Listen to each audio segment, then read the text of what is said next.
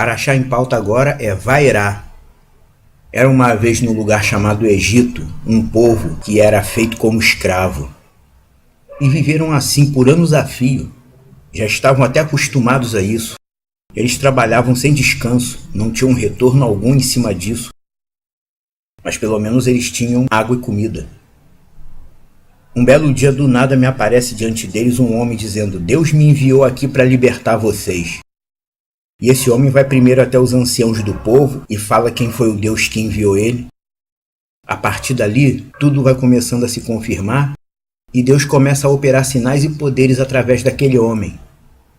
Quem é esse homem? É Moisés. E Deus começa a operar sinais e poderes através de Moisés para mostrar que tudo aquilo que ele disse é verdade. Mas acontece que muitos dos sinais poderosos que Deus fez ali no Egito, através de Moisés, os magos de Faraó também conseguiam fazer. E aí? E agora? Não é só Deus que tem poder de realizar? Por que os magos de Faraó também conseguem fazer aquilo que Deus fez? Em Êxodo 7, versos 10 e 11, vemos Arão jogando seu cajado diante de Faraó, o qual se transformou, segundo o texto original, se transformou em Tanim, que não é cobra, como está escrito. Tanim é jacaré ou crocodilo. Mas os magos do Faraó também conseguiram fazer isso. Essa porção Vaerá, dessa vez, é para chamar a atenção dos incautos. Por quê? Tem muita gente por aí realizando sinais e poderes que não vêm de Deus, fazendo o que Deus não mandou para confirmarem que são de Deus. É possível um troço desse?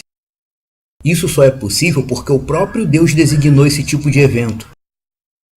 Ao longo do texto sagrado, vemos Deus instruindo seu povo dizendo: se alguém vier e operar sinais e poderes e logo em seguida te instigar a ir adorar outros deuses, não vá, pois é Iá teu Deus que está te testando. Pelos escritos sagrados entendemos que poder é uma coisa que só Deus tem. Essa coisa chamada poder, que é a capacidade de fazer e realizar sem precisar da força ou do apoio de outros, a gente pensa logo, é só Deus que tem. E realmente, é só Deus que tem poder. Deus é capaz de realizar sem precisar do apoio de ninguém. Tem alguns humanos que acham que tem algum tipo de poder. Esses humanos que pensam que têm poder, na verdade, eles estão iludidos por discursos de religiões. O máximo que o ser humano consegue ter é a autoridade. A autoridade é dada por quem tem poder. Deus tem o poder. O ser humano que trabalha pela direção de Deus, ele tem autoridade. Como foi com o homem Yeshua, que segundo os escritos sagrados, ele falava e agia com autoridade, pois ele foi capacitado por Deus. Yah deu a seu filho Yeshua, aqui na terra, autorização para fazer e para agir em nome dele. A autoridade é isso. E Moshe foi até Faraó, cheio de autoridade, porque Yah chamou ele e deu autorização a ele para ele agir em seu nome. Pelo poder de Deus, o cajado de Arão se transformou em um animal. Deus pode fazer isso porque ele é o criador de todos os átomos e partículas, e só ele sabe como é que faz para agregar, para formar a matéria. Não é tão difícil imaginar que Deus seja capaz de fazer uma coisa se transformar em outra. Mas como é que os magos de Faraó também conseguiram fazer isso? Esse negócio de magia, isso existe mesmo? Os magos do Faraó, os feiticeiros de Faraó, tinham realmente poder? Bom, espiritualmente falando, vamos esclarecer. O feitiço em si, ele existe. O feitiço em si existe enquanto força espiritual autorizada por Deus para cumprir propósitos. Os espíritos do mundo, como já diz, eles são espirituais. Eles possuem uma certa capacidade de realização que Deus deu a eles, porque eles são instrumentos de Deus para realizar toda aquela parte chamada de o mal que Deus não põe a mão para fazer. Segundo o texto de Isaías, Yeshayahu, Yah disse: eu formo a luz e crio as trevas, eu faço a paz e crio o mal. Como é que esse negócio de Deus criar o mal? Deus criou seres que operam diretamente o mal. Tudo que acontece no mundo criado, invisível ou visível, é tudo através dos propósitos e desejos de Deus. Então, às vezes, Deus tem que enviar um mal para poder corrigir uma situação. E Deus não põe a mão para fazer o mal. Ele envia os seres que ele criou. Os seres do mal não são seres avulsos que fazem o que querem o tempo inteiro. Não. Os seres do mal são instrumentos de Deus. Para conseguir desempenhar suas funções, Yah, o Deus eterno, lhes deu alguma capacidade de realização. Se não, por dizer eu faço a paz e crio o mal, Deus teria que pôr a mão pessoalmente para fazer o mal. Ele teria que gerar o mal. E Deus não gera o mal. O mal é algo que ele criou como instrumento para propósitos estritos. É bom a pessoa entender isso. Às vezes a pessoa não entendeu isso ainda. Tem gente que diz, por que Deus não destruiu Satã? Deus vai destruir Satã? Satã é um instrumento de Deus. Deus tem os seus instrumentos no mundo espiritual. Veja os anjos, por exemplo. Segundo a Bíblia, os anjos têm glória e resplendor e podem se transformar em humanos. O vendaval que bateu na casa de Jó foi obra de Satã, não foi? A gente lê no texto, foi obra de Satã. Deus colocou a própria mão para fazer isso? Não. Aliás, Deus não faz nem tem que fazer tudo pessoalmente. Ele é Deus. Ele comissiona outros para fazer o que tem que ser feito. E é justamente por isso que ele concede autoridade a várias pessoas, ou seres espirituais, dependendo do propósito. E quando ele dá autoridade, ele libera o uso de seu poder em baixa escala, digamos assim, para que os humanos consigam fazer a obra dele, como tem que ser feita. Esses supostos curandeiros e médiums que nós vemos na mídia, na televisão, realizando curas de doença, eles são enganadores de uma certa forma, mas eles não são totalmente enganadores. Afinal de contas, eles têm contato com espíritos, e espíritos conseguem fazer coisas que nós, humanos, não conseguimos. Em alguns casos, um espírito não está necessariamente curando alguém. O que o espírito faz é, ele coloca a doença na pessoa e depois ele mesmo tira, para que seus peões tenham credibilidade aqui na Terra. Mas Deus permite isso tudo por quê? Se Deus é amor, por que Deus permite isso? Deus permite isso para estimular a obediência à lei dele. A gente não vê no texto da Torá Deus dizendo para Israel, quando você vê pessoas operando sinais e realizando milagres, não vão atrás deles, nem os sigam, pois Yah, o teu Deus, está te testando. A gente vê isso no texto de Deuteronômio. Pelo texto original do Êxodo, no capítulo 4, o cajado de Moisés se transforma em uma cobra. No texto original hebraico está lá escrito que o cajado de Moisés se transforma Nahash, a cobra. Mas no capítulo 7, como eu já mencionei anteriormente, diante de Faraó, o cajado de Arão, no texto original, se transforma em Tanim. Tanim geralmente é traduzido como jacaré, o crocodilo ou dragão. E os magos, os feiticeiros de Faraó, conseguiram fazer a mesma coisa. Por que eles conseguiram fazer? Porque muitas das vezes isso aí não é exatamente mágica, do jeito que a gente conhece, do jeito que a gente entende. E sim uma invocação espiritual, na qual demônios assumem formas que não são suas. Literalmente, foi isso que os feiticeiros do Egito fizeram. Eles invocaram espíritos, demônios, que assumiram a mesma forma daquilo que Arão fez. Espiritualmente foi isso que aconteceu da parte dos magos de Faraó. Por isso, algumas coisas, nesse sentido espiritual, os ímpios conseguem fazer. É por isso que Deus não fundamenta sua imagem de Deus perante os homens com demonstrações de poder ou invocações mágicas ou misteriosas.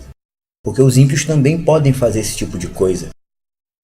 Quando Paulo, escreve que o mistério da iniquidade já está operando, a versão totalmente errada, a versão mal traduzida, mal colocada, o mistério da iniquidade já está operando.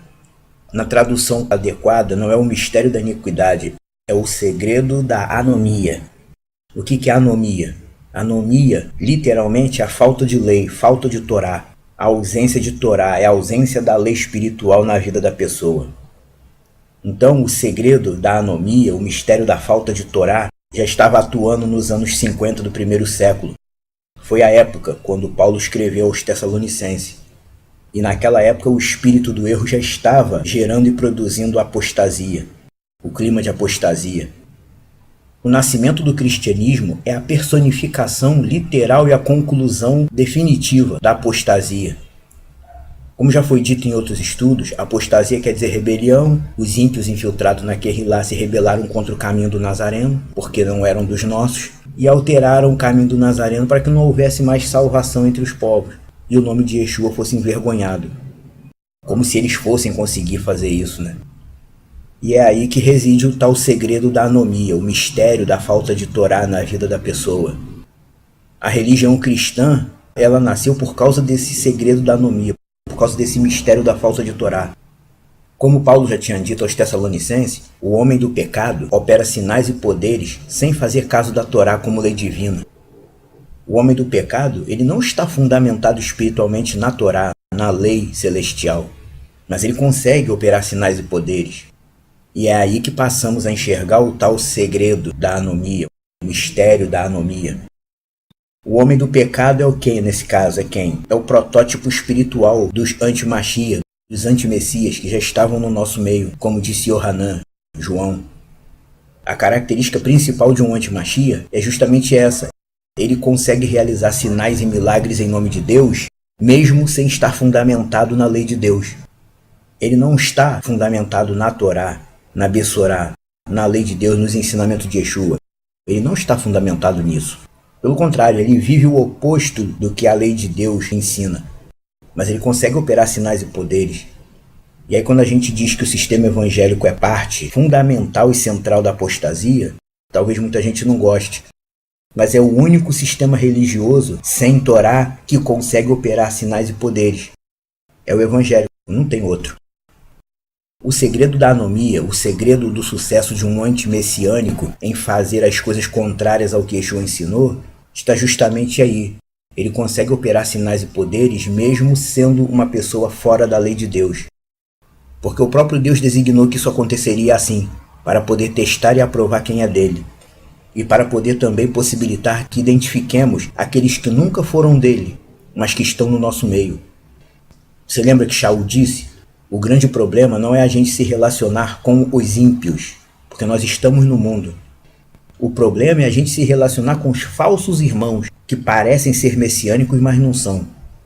Indivíduos que parecem ser do caminho, mas na verdade são os antimessiânicos que Yohanan alertou e disse: eles saíram do nosso meio, para que ficasse manifesto que não são dos nossos, pois se fossem dos nossos teriam permanecido conosco. E assim como os feiticeiros de Faraó conseguiram imitar as obras dos enviados de Deus, Moisés e Arão, assim também hoje em dia tem muito estabelecimento religioso, intitulado igreja, onde seus líderes posam como homens de Deus, enviados de Deus, mas na verdade são magos de Faraó, entre aspas. Eles conseguem fazer as coisas que um homem de Deus faz, muitas das vezes, mas não são homens de Deus de verdade. Aí a pessoa vem e pergunta: e como é que eu faço para identificar? Eu te digo como é que você faz para identificar. Pela ausência de Torá, pela falta de fundamento dessa pessoa na instrução divina. Pode olhar o ensinamento dessa gente, não tem Torá, não tem.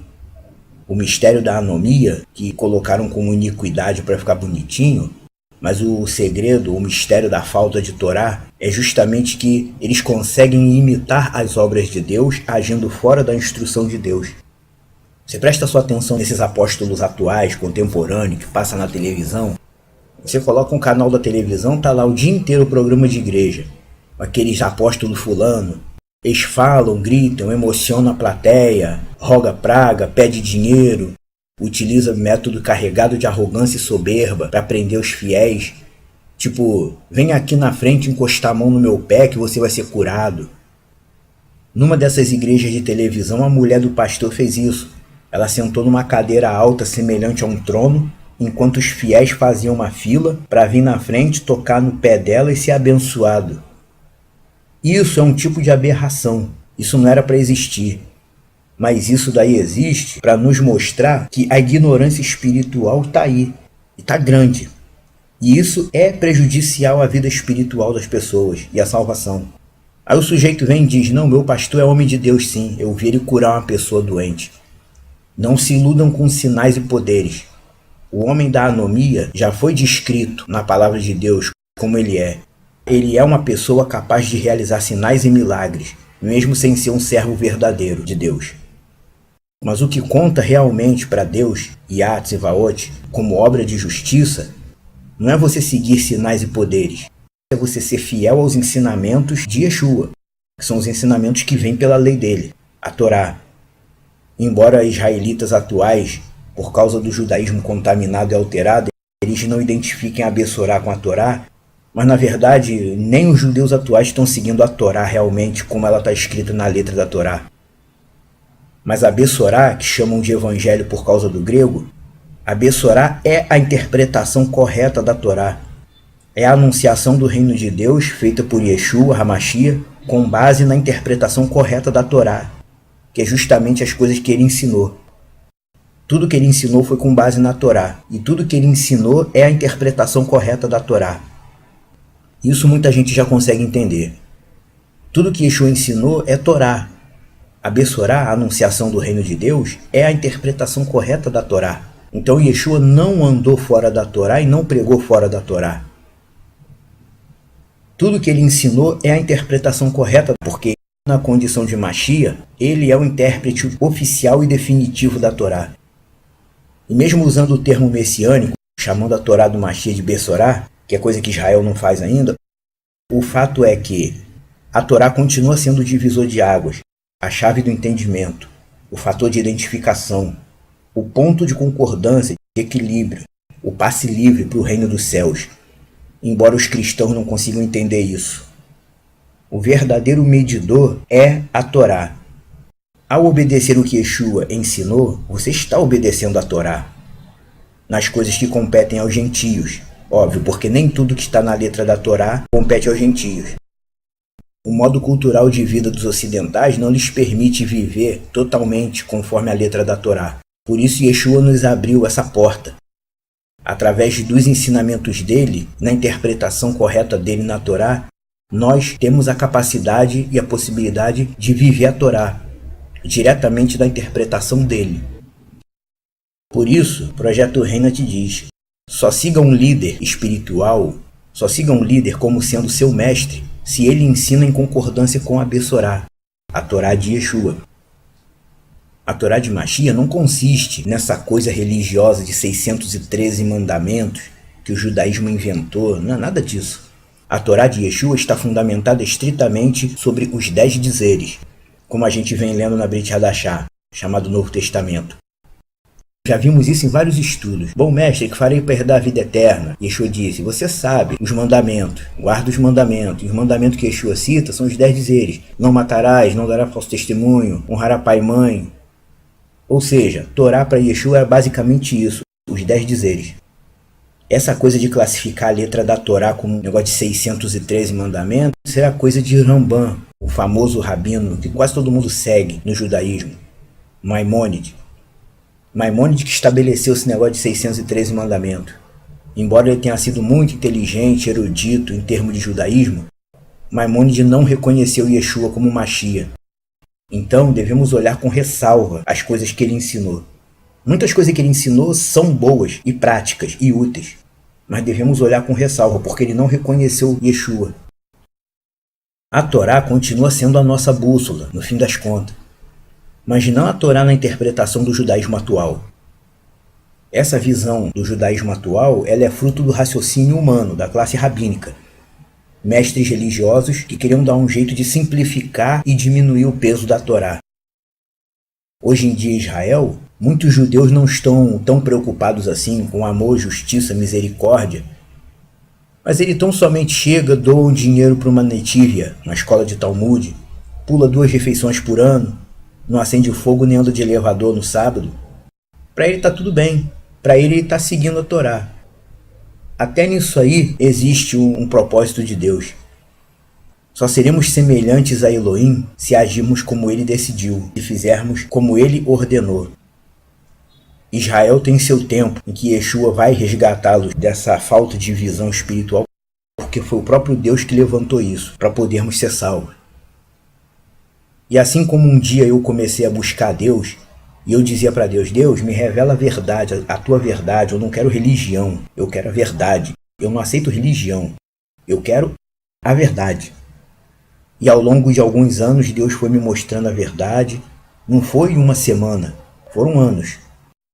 Assim também, você precisa buscar uma aproximação maior com Yahtzee, Deus Criador, e buscar uma aproximação com Ele através daquilo que Ele nos deixou, que é a Torá, a lei espiritual dele, para que não venha ser enganado por falsos shelirim, falsos emissários, ou esses que se intitulam apóstolos. Eles também contam com um certo feedback espiritual. Eles estão por aí operando sinais e poderes e tem um monte de gente seguindo eles. Pense nisso.